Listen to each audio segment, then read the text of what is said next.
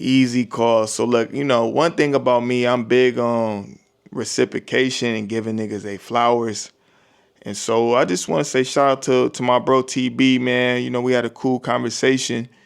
And one thing about my bro TB is that I could tell, and I told him this a while back, is that he can always, and that's just because he has a business mindset, but he can always move with an egoless mindset. It's all about results.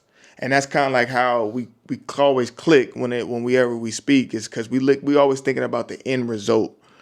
And I think it's very, very important, especially in the times we living in, to surround yourself around niggas like that.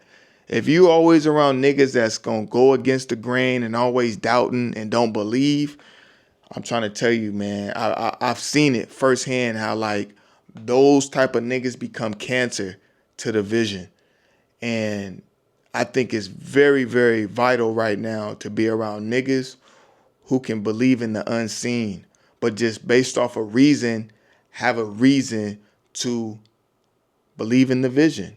Because faith is a big part of that. Faith is a big part of manifestation, right?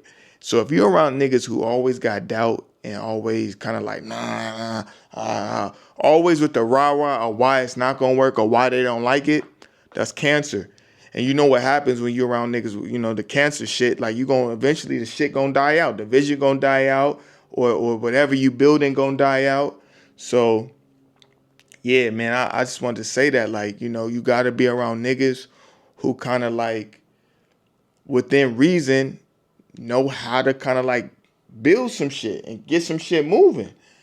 And so it's rare, man. We living in some rare times right now where like with all this AI and all these tools that we have, if you're around certain niggas who can like, know what I'm saying, know how to, put together the pieces on the board, some shit could really shake, you know what I'm saying? And so just once, we was chopping it up and he was like, G, you been on this type shit. And I'm like, yeah, but I just think back then, I always say we live in a world where it's like, we live in a clout-based world. So if niggas don't think you got the clout, they don't believe what you saying is privy.